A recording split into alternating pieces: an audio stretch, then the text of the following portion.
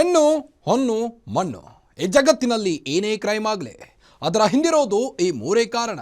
ಅಪರಾಧ ಮಾಡುವಾಗ ಪಾಪಿಗಳ ಮನಸ್ಸಲ್ಲಿ ದುರಾಸೆ, ಮೋಹ, ಆಕ್ರೋಶ, ಕಾಮ ಹೀಗೆ ಏನಿರುತ್ತೋ ಏನೋ ಆಗಬಾರ್ದುವಾಗಿ ಸಿಕ್ಕಿಬಿದ್ದ ಮೇಲೆ ಪ್ರತಿಯೊಬ್ಬ ಅಪರಾಧಿಗೂ ಅನ್ನಿಸೋದು ಮನಸ್ಸಿನಲ್ಲಿ ಕಾಡೋ ಮೊದಲ ಮತ್ತು ಕೊನೆಯ ಪ್ರಶ್ನೆ ಒಂದೇ, ಇದೆಲ್ಲ ಬೇಕಿತ್ತ? ಇದೇ ಈ ಹೊತ್ತಿನ ವಿಶೇಷ. ವೈಶಾಲಿ ವೆಡ್ಸ್ ಮೊಹಮ್ಮದ್ ಮಿದ್ಲಾಜ್.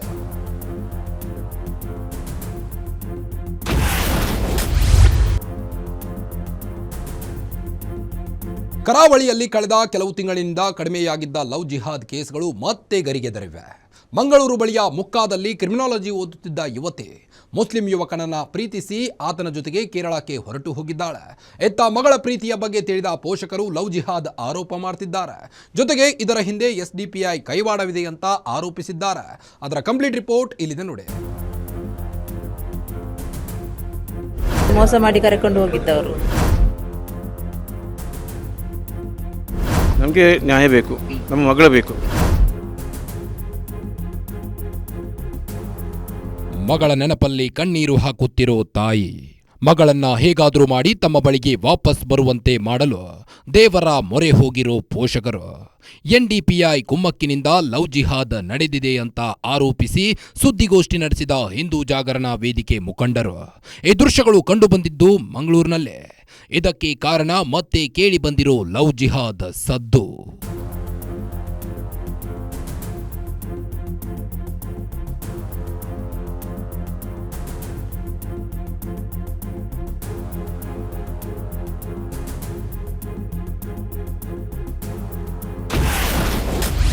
ಮೂರು ವರ್ಷ ಮಂಗಳೂರಿನಲ್ಲಿ ಯುವತಿ ವಿದ್ಯಾಭ್ಯಾಸ. ಕೋರ್ಸ್ ಮುಗಿದ ಬಳಿಕ ಬೆಂಗಳೂರಿನಲ್ಲಿ ಕೆಲಸ. ಈ ಫೋಟೋದಲ್ಲಿರೋ ಯುವತಿಯ ಹೆಸರು ವೈಶಾಲಿ. ಕೇರಳದ ಕಾಸರಗೋಡಿನ ನಿವಾಸಿಗಳಾದ ಲತಾ ಮತ್ತು ವಿಶ್ವನಾಥ್ ದಂಪತಿಯ ಮುದ್ದಿನ ಮಗಳು. ಈಕೆ 4 ವರ್ಷದ ಹಿಂದೆ ದಕ್ಷಿಣ ಕನ್ನಡ ಜಿಲ್ಲೆಯ ಸೂರತ್ಕಲ್ ಬಳಿಯ ಮುಕ್ಕದ ಖಾಸಗಿ ಕಾಲೇಜಿನಲ್ಲಿ ಕ್ರಿಮಿನಾಲಜಿ ಕೋರ್ಸ್ಗೆ ಸೇರಿದ್ಲು. ವಿದ್ಯಾಭ್ಯಾಸದ ಕಾರಣಕ್ಕಾಗಿ ಮುಕ್ಕಕ್ಕೆ ಬಂದಿದ್ದ ವೈಶಾಲಿ ಅಲ್ಲಿಗೆ PG 1ರಲ್ಲಿ ಉಳಿದುಕೊಂಡಿದ್ಲು. 3 ವರ್ಷದ ಕೋರ್ಸ್ ಮುಗಿಸಿದ ವೈಶಾಲಿ ಬೆಂಗಳೂರಿನಲ್ಲಿ ಕೆಲಸ ಕೂಡ ಹುಡುಕಿಕೊಂಡಿದ್ಲು. ಕೋರ್ಸ್ ಮುಗಿದ ಬಳಿಕ ಬೆಂಗಳೂರಿಗೆ ಬಂದು ಕೆಲಸ ಮಾಡಿಕೊಂಡು ಆರಾಮವಾಗಿದ್ಲು. ಇಲ್ಲಿಯವರೆಗೆ ಎಲ್ಲವೂ ಚೆನ್ನಾಗಿತ್ತು. ಆದರೆ ಕಳೆದ ಕೆಲವು ದಿನಗಳಿಂದ ಹೆತ್ತವರ ಸಂಪರ್ಕಕ್ಕೆ ಸಿಕ್ಕಿರಲಿಲ್ಲ.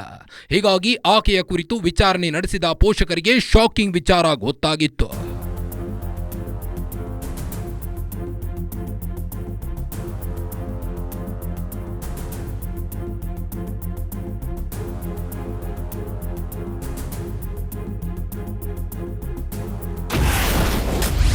PGಯಲ್ಲಿದ್ದ ವೈಶಾಲಿಗೆ ಮುಸ್ಲಿಂ ಯುವಕನ ಪರಿಚಯ.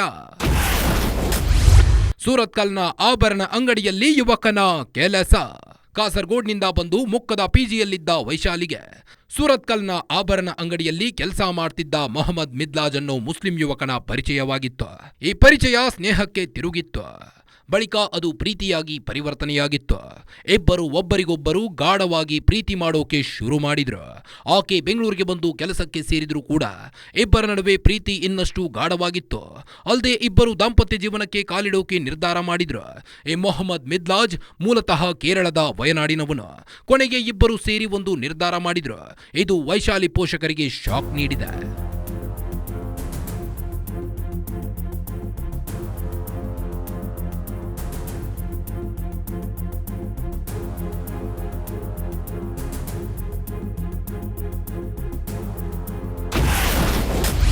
ಬೆಂಗಳೂರಿನಿಂದ ಸೂರತ್ಕಲ್ಗೆ ಬಂದಿದ್ದ ವೈಶಾಲಿ. ಸೂರತ್ಕಲ್ನಿಂದ ವಯನಾಡಿಗೆ ಪ್ರೇಮಿಗಳು ಪರಾರಿ. ವೈಶಾಲಿ ಬೆಂಗಳೂರಿನಲ್ಲಿ ಕೆಲಸ ಮಾಡ್ತಿದ್ಲು. ಈ ವೇಳೆ ಆಕೆಗೆ ಕರೆ ಮಾಡಿದ್ದ ಮೊಹಮ್ಮದ್ ಮಿದ್ಲಾಜ್ ಈ ಕೂಡಲೇ ಸೂರತ್ಕಲ್ಗೆ ಬರುವಂತೆ ಹೇಳಿದ್ದ. ಯಾವಾಗ ಮಿದ್ಲಾಜ್ ಕರೆ ಮಾಡಿ ಸೂರತ್ಕಲ್ಗೆ ಬರುವಂತೆ ತಿಳಿಸಿದ್ನು, ವೈಶಾಲಿ ತಕ್ಷಣವೇ ಬೆಂಗಳೂರಿನಿಂದ ಸೂರತ್ಕಲ್ಗೆ ಹೋಗಿದ್ಲು. ಆಕೆ ಸೂರತ್ಕಲ್ಗೆ ಹೋದ ತಕ್ಷಣವೇ ಆಕೆಯ ಜೊತೆಗೆ ಮೊಹಮ್ಮದ್ ಮಿದ್ಲಾಜ್ ಕೇರಳದ ವಯನಾಡಿಗೆ ಪರಾರಿಯಾಗಿದ್ದಾನೆ. ಎತ್ತ ಮಗಳು ಸಂಪರ್ಕಕ್ಕೆ ಸಿಗುತ್ತಿಲ್ಲ ಅನ್ನೋ ಕಾರಣಕ್ಕೆ ವೈಶಾಲಿ ಪೋಷಕರು ಸೂರತ್ಕಲ್ನ ಪೊಲೀಸರ ಮೊರೆ ಹೋಗಿದ್ರು. ಆಗ ಇಬ್ಬರ ನಡುವಿನ ಪ್ರೀತಿಯ ವಿಚಾರ ಗೊತ್ತಾಗಿದೆ. ಇದಾದ ಬಳಿಕ ವೈಶಾಲಿ ಪೋಷಕರು ಲವ್ ಜಿಹಾದ್ ಆರೋಪ ಮಾಡ್ತಿದ್ದಾರೆ. ಇದರಲ್ಲಿ SDPI ಅವರ ಕೈವಾಡ ಇರ್ಬೋದು. ಇದರಲ್ಲಿ ನಮಗೆ ಗೊತ್ತಾಗೋದು, ವಯನಾಡಿಗೆ ಹೋಗಿ ಗೊತ್ತಾಗುವ ಅವರು ಇಲ್ಲಿ ಅವರು ಕೆಲಸ ಮಾಡೋದು, ಇಲ್ಲಿ ಅವರು ಜ್ಯುವೆಲ್ರಿ ಇರೋದು ವಯನಾಡಿನ ಇಲ್ಲಿ ಅಂತ ಅಟ್ಲಸ್ ಜ್ಯುವೆಲ್ಲರಿ ಅಂತೆ, ಅಲ್ಲಿ ಸ್ಟಾಫಲ್ಲಿ SDPI ಅವರು ಆಗಿರ್ಬೋದು. ನನ್ನ ಅಭಿಪ್ರಾಯ. ಸರ್ ಅದರ ಜೊತೆಗೆ ಈಗ ವಯನಾಡಿಗೆ ಪೊಲೀಸ್ ಸ್ಟೇಷನ್ಗೆ ಹೋದರೆ ಅಲ್ಲೂ ಕೂಡ ನಿಮಗೆ ಕೇವಲ 5 ನಿಮಿಷ ಮಾತ್ರ ಮಗಳ ಜೊತೆ ಮಾತಾಡಲಿಕ್ಕೆ ಬಿಟ್ಟರು. ಆದರೆ ಆ ಹುಡುಗನ ಕಡೆಯವರು ಒಳಗಿದ್ರ ಸ್ಟೇಷನ್ ಒಳಗಿದ್ರ ಅಲ್ಲಿಯ ಪೊಲೀಸರು ಏನು ಮಾಹಿತಿ ಕೊಟ್ಟರು ಸರ್ ನಿಮಗೆ? ಯಾಕೆ ಮಾತಾಡಲಿಕ್ಕೆ ಬಿಡಲಿಲ್ಲ ಸರಿಯಾಗಿ? ಅಲ್ಲಿ ನಮಗೆ ಸಪೋರ್ಟ್ ಇಲ್ಲ, ಅವ್ರಿಗೆ ಸಪೋರ್ಟ್ ಇರೋದು ಅಲ್ಲಿ. ಕಾರಣ ನಮಗೆ ಜಾಸ್ತಿ ಮಾತಾಡಲಿಕ್ಕೆ ಟೈಮ್ ಹೋಗಿಲ್ಲ, ನಮ್ಮ ನಿಲ್ಲಕ್ಕೆ ಬಿಡೋದಿಲ್ಲ. ಅಲ್ಲಿ ಕಾಂಪೌಂಡ್ ಹತ್ರ ನಿಲ್ಲಕ್ಕೆ ಬಿಡೋದಿಲ್ಲ, ಎಲ್ಲ ಹೋಗಿ ನಮಗೆ 3 ಜನಕ್ಕೆ ಮಾತ್ರ ಸ್ವಲ್ಪ ಮಾತಾಡಿ 5 ನಿಮಿಷ ಗ್ಯಾಪ್ ಕೊಟ್ಟಿದ್ದು. 5 ಮಿನಿಟಲ್ಲಿ ಎಲ್ಲ ಮಾತಾಡಿ ಅವಳ ಹತ್ರ ಮಾತಾಡಿ ಅವಳು ಓಕೆ ಮಟ್ಟಿಗೆ ಬರ್ತಾರೆ ಅಂತೇಳಿ ಲೆಟ್ರ್ ಸಹ ಬರೆದು ಕೊಟ್ಟಿದ್ದಾಳೆ. ಮತ್ತು ಬರೆದು ಲೆಟರ್ ಹತ್ರ ನಮಗೆ ಹೋಗಿ ಅವನ ಹತ್ರ ಮಾತಾಡ್ಕೊಂಡಿಲ್ಲ. ಅವನ್ನ ಮಾತಾಡೋದು 2 ನಿಮಿಷದಲ್ಲಿ 2-3 ನಿಮಿಷದಲ್ಲಿ ಚೇಂಜ್ ಆಯ್ತು ಅವಳು. ಅವ ಪೊಲೀಸರದು ಬರೆದು ಅದು ಬೇರೆ ಲೆಟ್ರ್ ಬರೀಲಿ. ಸರ್ ಈಗ ಇವತ್ತು ಸುರತ್ಕಲ್ ಪೊಲೀಸ್ ಠಾಣೆ ಕಂಪ್ಲೇಂಟ್ ಕೊಡಲಿಕ್ಕೆ ಬಂದಿದ್ದೀರಿ, ಏನು ಅಂತ ಕಂಪ್ಲೇಂಟ್ ಕೊಡ್ತೀರಿ ಮತ್ತು ನಿಮ್ಮ ಮುಂದಿನ ನಿಲುವು ಏನಿರ್ತದೆ ಅಂತ ಹೇಳಿ? ನಮಗೆ ನ್ಯಾಯ ಬೇಕು, ನಮ್ಮ ಮಗಳು ಬೇಕು ಅಷ್ಟೇ, ನ್ಯಾಯ ಬೇಕು. ಅವರು ಒಪ್ಕೊಂಡ್ರೆ ನೀವು ಒಪ್ಕೊಳ್ಳಿಕ್ಕೆ ರೆಡಿ ಇದ್ದೀರಾ? ಈಗ ಅವರು ಮದುವೆ ಆಗ್ತೇನೆ ಅಂತ ಹೇಳಿದರೆ ಒಪ್ಕೊಳ್ಳಿಕ್ಕೆ ಮದುವೆ ಆಗಿದ್ದರೆ ಒಪ್ಕೊಳ್ಳಿಕ್ಕೆ ರೆಡಿ ಇದ್ದೀರಾ ಸರ್? ಅದು ಹಾಗೆ ಆಗಲಿಕ್ಕಿಲ್ಲ, ಹಾಗೆ ಮದುವೆ ಆಗಲಿಕ್ಕಿಲ್ಲ, ಅವಳು ಆಗಲಿಕ್ಕಿಲ್ಲ. ನಿಮ್ಮ ಮಾತು ಕೇಳ್ಬೋದು ಅಂತ ಅನಿಸ್ತದೆ? ಅದು ಕೇಳ್ಬೋದು, ಅವಳು ಹಾಗೆ ಆಗಲಿಕ್ಕೆ ತಪ್ಪುದಾರಿಗೆ ಅವಳು ಹೋಗಲಿಕ್ಕಿಲ್ಲ. ಅಂದರೆ ಅವ್ರದ್ದು ಮೈಂಡ್ ವಾಶ್ ಏನಾದರೂ ಮಾಡಿರ್ಬೋದು? ಮೈಂಡ್ ವಾಶ್ ಮಾಡಿರ್ಬೋದು. ಇಲ್ಲದ್ರೆ ಲೆಟ್ರ್ ಅಷ್ಟು ಬೇಗ 5 ನಿಮಿಷ ಚೇಂಜ್ ಆಗಲಿಕ್ಕೆ ಸಾಧ್ಯ ಇಲ್ಲ. ನಮ್ಮೊಟ್ಟಿಗೆ ಬರ್ತಾರೆ ಅಂತ ಹೇಳಿ ಅಷ್ಟು ಬೇಜಾರಿಂದ ಅವಳು ಹೇಳಿದ್ದು ಬರ್ತಾನೆ ಹೇಳಿ ಬರ್ತಾನೆ ಅಮ್ಮ ಅಂತ ಹೇಳಿ ಲೆಟ್ರಲ್ಲಿ ಬರೆದಿದ್ದು. ನಮಗೆಲ್ಲ ಒಳ್ಳೆ ಹ್ಯಾಪಿಲಿತ್ತು ನಾವು. ಮತ್ತು 5 ನಿಮಿಷದಲ್ಲಿ ಚೇಂಜ್ ಆಯಿತು ಬರೋದಿಲ್ಲ ಹೇಳಿ.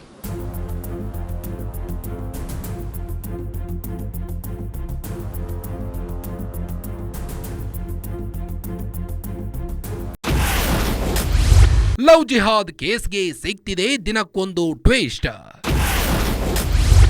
ಮಂಗಳೂರು ಪಿಜಿಗಳಲ್ಲಿ ಹೇಳೋರು ಕೇಳೋರಿಲ್ವಾ? ಬುಧವಾರ ವೈಶಾಲಿ ಹೆತ್ತವರು ಲವ್ ಜಿಹಾದ್ ಆರೋಪ ಮಾಡಿದ್ರು. ವಯನಾಡು ಮೂಲದ ಮೊಹಮ್ಮದ್ ಮಿದ್ಲಾಜ್ ನಮ್ಮ ಮಗಳ ತಲೆ ಕೆಡಿಸಿ ಆಕೆಯನ್ನ ಕರೆದುಕೊಂಡು ಎಸ್ಕೇಪ್ ಆಗಿದ್ದಾನೆ, ಆತನ ವಿರುದ್ಧ ಕಠಿಣ ಕ್ರಮ ಕೈಗೊಳ್ಳಿ ಅಂತ ಆಗ್ರಹಿಸಿದ್ರು. ಇದರ ನಡುವೆ ಗುರುವಾರ ವೈಶಾಲಿ ತಾಯಿ ಲತಾ ಮಂಗಳೂರು ಪಿಜಿಗಳಲ್ಲಿ ಅಕ್ರಮಗಳು ನಡೀತಿವೆ ಅಂತ ಆರೋಪಿಸಿದ್ದಾರೆ. ಅಲ್ಲದೆ ಒಂದು ಬಾರಿ ನಮ್ಮ ಮಗಳ ಪಿಜಿಗೆ ಹೋದಾಗ ಅಲ್ಲಿ ಹುಡುಗಿಯರ ಜೊತೆ ಹುಡುಗ ಕೂಡ ಇದ್ದ ಅಂತ ಗಂಭೀರ ಆರೋಪ ಮಾಡಿದ್ದಾರೆ. ಅಲ್ಲದೆ ನಮ್ಮ ಮಗಳಿಗೆ ಡ್ರಗ್ಸ್ ಕೊಡಿಸಿ ತಲೆ ಕೆಡಿಸಿದ್ದಾರೆ. ಅಲ್ಲದೆ ಕೇರಳ ಪೊಲೀಸರು ಕೂಡ ಯುವಕನ ಕಡೆಯವರಿಗೆ ಸಪೋರ್ಟ್ ಮಾಡಿದ್ದಾರೆ ಅಂತ ಆರೋಪಿಸಿದ್ದಾರೆ. ನಾವಲ್ಲಿ ಪಿಜಿ ಸುರತ್ಕಲ್ ಪಿಜಿಗೆ ಬೆಳಿಗ್ಗೆ ಹೋದಾಗ ಅಲ್ಲಿ ಓನರ್ನಲ್ಲಿ ಕೇಳಿದೆವು, ನಮಗೆ ಹೀಗೆ ಮಗಳು ಇಲ್ಲಿದ್ದಾಳೆ ನೋಡ್ಲಿಕ್ಕೆ ಬಂದದ್ದು ಅಂತ. ಅದಕ್ಕೆ ಅವರು ಹೇಳಿದ್ರೆ ನಿನ್ನೆ ರಾತ್ರಿ ಅವಳು ಅಲ್ಲಿದ್ದಲ್ಲ ಅಂತ. ಹಾಗೆ ನಾವು ಅಲ್ಲಿ ಹೋದೆವು. ಹೋಗಿ ಬಾಗಿಲೆಲ್ಲ ಬಡಿದು ಮತ್ತೆ ಸ್ವಲ್ಪ ಹೊತ್ತಾಗ ತೆಗೆದಾಗ ಅಲ್ಲಿ 2 ಹುಡುಗಿಯರು ಮತ್ತು ಒಬ್ಬ ಹುಡುಗ ರೂಮಿನಿಂದ ಹೊರಗೆ ಬಂದ. ಲೇಡೀಸ್ ಪಿಜಿ ಅದು, ಅವರ ರೂಮ್ ಲೇಡೀಸ್ ರೂಮು. ಇದೇನು ಈ ಹುಡುಗ ಒಟ್ಟಿಗೆ ಅಂತ ನಾನು ಕೇಳುವಾಗ ಅದು ನಮ್ಮ ಇಷ್ಟ ಅಲ್ಲ ನಿಮ್ಗೆ ಯಾಕೆ ಅಂತ ಅವರು ಹೇಳಿದ್ರು. ಪಿಜಿ ಹುಡುಗಿಯರು ಅಂದ್ರೆ ಮುಂಚೆ ನಮ್ಮೊಟ್ಟಿಗೆ ನಮ್ಮ ಮನೆಗೆಲ್ಲ ಬರುತ್ತಿದ್ದಾರೆ ಅವರು. ಆ ಕ್ಲೋಸಿನಿಂದ ನಾನು ಕೇಳಿದ್ದವರಲ್ಲಿ ಇದೇನು ಹುಡುಗನನ್ನು ಒಟ್ಟಿಗೆ ಇಟ್ಟದ್ದು ನೀವು ಅಂತ ಕೇಳುವಾಗ ನಮ್ಮ ಇಷ್ಟ ಅಲ್ವಾ, ನಮ್ಗೆ ಪ್ರಾಯ ಆಗಿದೆ ಅಲ್ವಾ ಅಂತ. ಲವ್ ಜಿಹಾದ್ ನಡೆದಿದೆ ಇದರಲ್ಲಿ. ಡ್ರಗ್ಸ್ ಕೊಟ್ಟು ಅವರನ್ನು ಕರ್ಕೊಂಡು ಹೋಗಿ ಅವರನ್ನು ಏನೋ ಮೋಸ ಮಾಡಿ ಕರ್ಕೊಂಡು ಹೋಗಿದ್ದವರು, ಏನೋ ಹೆದರಿಸ್ತಿದ್ದಾರೆ ಅವರಲ್ಲಿ. ನಾವು ವಯನಾಡು ಪೊಲೀಸ್ ಸ್ಟೇಷನ್ಗೆ ಹೋದಾಗ ಅಲ್ಲಿಯ ಪೊಲೀಸರು ನಮಗೆ 5 ನಿಮಿಷ ಸಮಯ ಕೊಟ್ಟರು ಅವಳಲ್ಲಿ ಮಾತಾಡಲಿಕ್ಕೆ. ಮತ್ತೆ ಅವರು ಹೇಳಿದರು ನೀವು ಇನ್ನು ಹೋಗಿ, ನಮಗೆ ಅವನಲ್ಲಿ ಮಾತಾಡ್ಲಿಕ್ಕೆ ಉಂಟ ಅಂತ. ಮತ್ತೆ ಅವಳು ಹೇಳಿದರು ನೀವು ಹೋಗಿ, ನಾವು ಬರುವುದಿಲ್ಲ, ಫಸ್ಟ್ ಬರ್ತೇನೆ ಅಂತ ಲೆಟರ್ ಎಲ್ಲ ಬರೆದು ಕೊಟ್ಟಿದ್ದಳು, ನಿಮ್ಮೊಟ್ಟಿಗೆ ಬರ್ತೇನೆ ಅಂತ. ಮತ್ತೊಮ್ಮೆ ಅವರು ಲೆಟರ್ ಬರೆಸಿದ್ದರು. ಫಸ್ಟ್ ಬರೆದ ಲೆಟರನ್ನು ಏನು ಮಾಡಿದ್ದಾರೆ ನಮ್ಗೆ ಗೊತ್ತಿಲ್ಲ. ನಮ್ಮನ್ನು ಮತ್ತೆ ಒಳಗೆ ನುಗ್ಲಿಕ್ಕೆ ಬಿಡಲಿಲ್ಲ ಅವರು.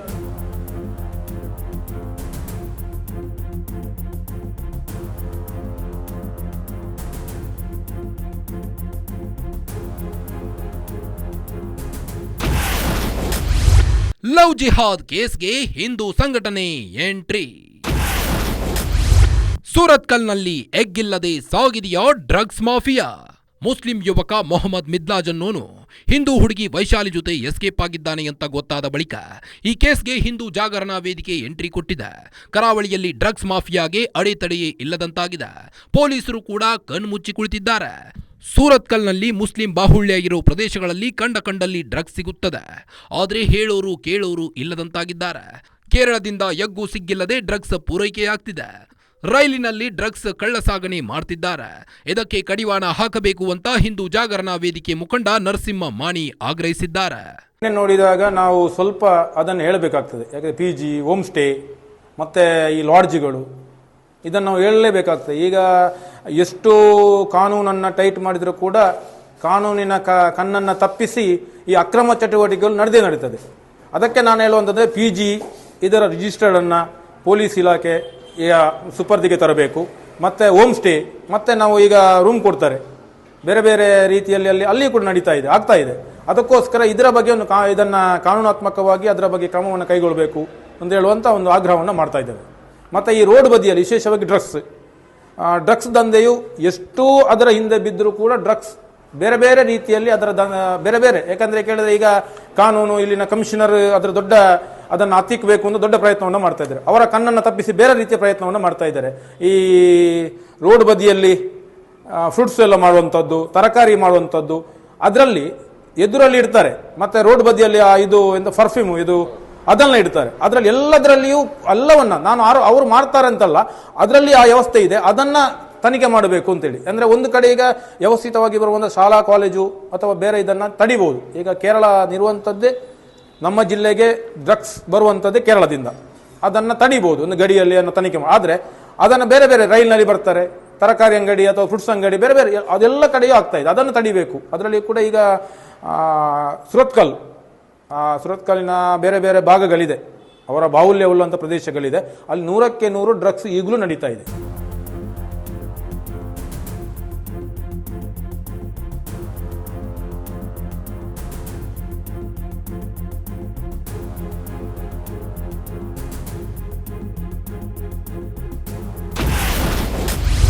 ಕಡಲ ತಡಿಯಲ್ಲಿ ಲವ್ ಜಿಹಾದ್ ಮಾಫಿಯಾ ಇದೆಯಾ? ಇಡೀ ಕರ್ನಾಟಕಕ್ಕೆ ವ್ಯಾಪಿಸುತ್ತಿದೆಯಾ ಲವ್ ಜಿಹಾದ್? ಕರ್ನಾಟಕದಲ್ಲಿ ಕಳೆದ 3 ದಿನಗಳಲ್ಲಿ ಹೊರಬರ್ತಿರೋ 2ನೇ ಲವ್ ಜಿಹಾದ್ ಕೇಸ್ ಇದು. ಬೆಂಗಳೂರಿನಲ್ಲಿ ಲವ್ ಮಾಡಿ ಮತಾಂತರ ಕೂಡ ಮಾಡಿಸಿ ನಿಕಾ ಆಗಿದ್ದ ಮುಸ್ಲಿಂ ಯುವಕ ಪತ್ನಿ ಗರ್ಭಿಣಿಯಾಗಿದ್ದಾಳೆ ಅಂತ ಗೊತ್ತಾದ ಬಳಿಕ ಕೋಲ್ಕತ್ತಾದಲ್ಲಿ ಬಿಟ್ಟು ಬಂದಿದ್ದ. ಈ ಘಟನೆ ಮರೆಯೋ ಮುನ್ನವೇ ಮಂಗಳೂರಿನಲ್ಲಿ ವೈಶಾಲಿಯನ್ನು ಯುವತಿ ಜೊತೆ ಮೊಹಮ್ಮದ್ ಮಿದ್ದಾಜ್ ಪರಾರಿಯಾಗಿದ್ದಾನೆ. ಈ 2 ಘಟನೆಗಳಿಂದ ಹಲವು ಪ್ರಶ್ನೆಗಳು ಎದ್ದಿವೆ. ಕಡಲ ತಡಿಯಲ್ಲಿ ಲವ್ ಜಿಹಾದ್ ಮಾಫಿಯಾ ತಲೆ ಎತ್ತಿದೆಯಾ ಅನ್ನೋ ಪ್ರಶ್ನೆ ಕಾಡ್ತಿದೆ. ಅಲ್ಲದೆ ಕರಾವಳಿಯಿಂದ ಇಡೀ ಕರ್ನಾಟಕಕ್ಕೆ ಈ ಮಾಫಿಯಾ ವ್ಯಾಪಿಸುತ್ತಿದೆಯಾ ಅನ್ನೋ ಪ್ರಶ್ನೆ ಕೂಡ ಎದ್ದಿದೆ.